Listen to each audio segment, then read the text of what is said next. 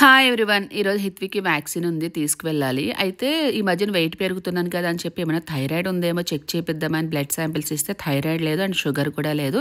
చాలామంది మీకు ప్రెగ్నెన్సీలో షుగర్ వచ్చింది కదా, తగ్గిందని అడుగుతున్నా. నాకు ప్రెగ్నెన్సీలో షుగర్ రాలేదండి, వస్తుందన్న భయంతో నేను జాగ్రత్తలు తీసుకున్నాను, అంతమించి ఏం కాదు.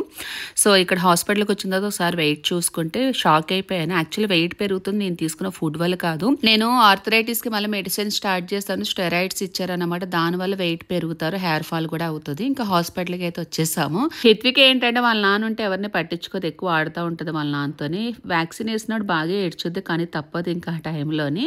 అండ్ కుదిరితే వ్యాక్సిన్కి సంబంధించిన స్కెడ్యూల్ ఇక్కడ చార్ట్ పెడతాను, ఒకసారి అయితే చెక్ చేసుకోండి. ఐ థింక్ ఇప్పుడు flu vaccine next month dose 2 అనుకుంటే, తర్వాత టైఫాయిడ్ వేస్తారు. అండ్ ఇంటికైతే వచ్చేసాము.